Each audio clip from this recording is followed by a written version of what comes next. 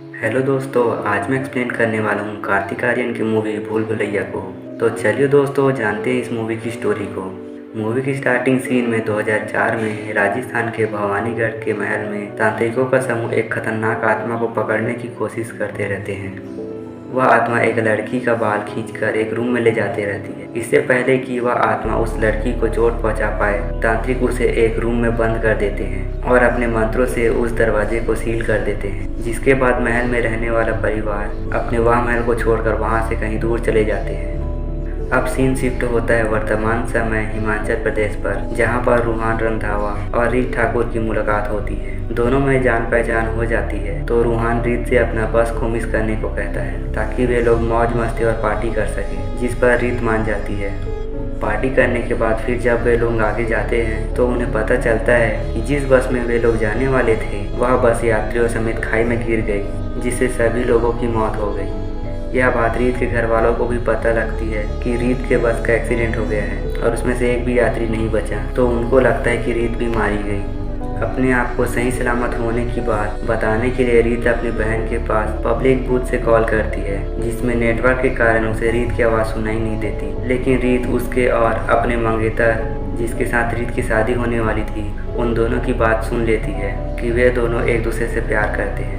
तो रीत अपने आप को मरी हुई होने की बात को जारी रखती है, मृत होने का नाटक करने का फैसला करती है ताकि उसकी बहन रीत के मंगेतर से शादी कर सके। फिर शादी के बाद सब सच बता देगी कि वह जिंदा है।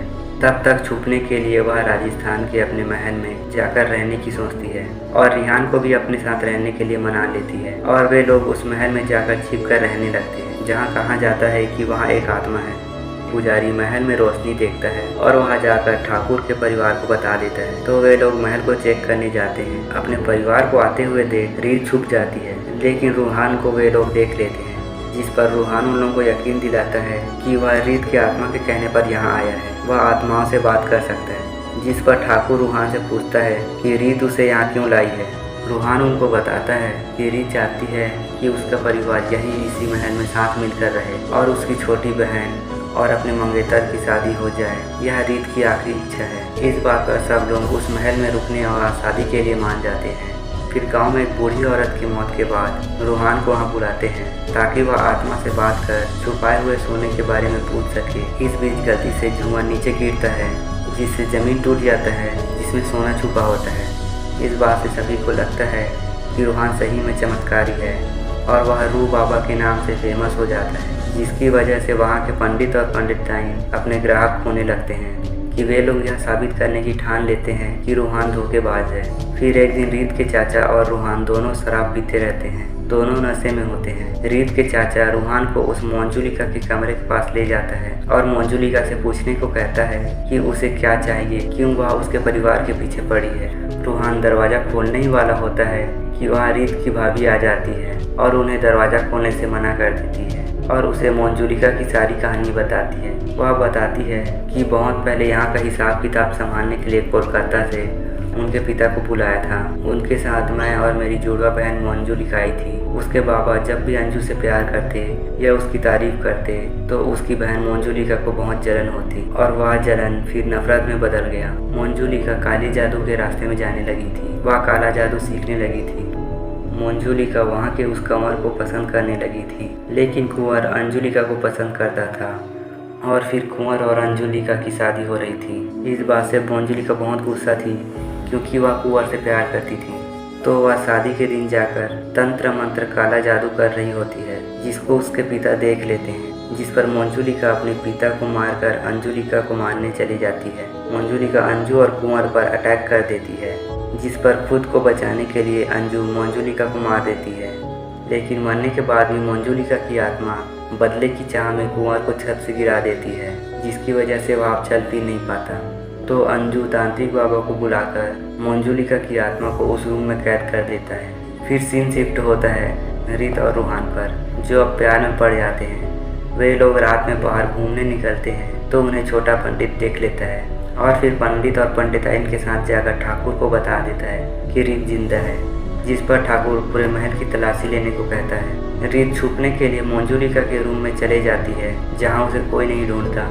उस रूम के खुलने से मंजुलिका आज़ाद हो जाती है आने वाले दिनों में शादी की तैयारियां चालू हो जाती है।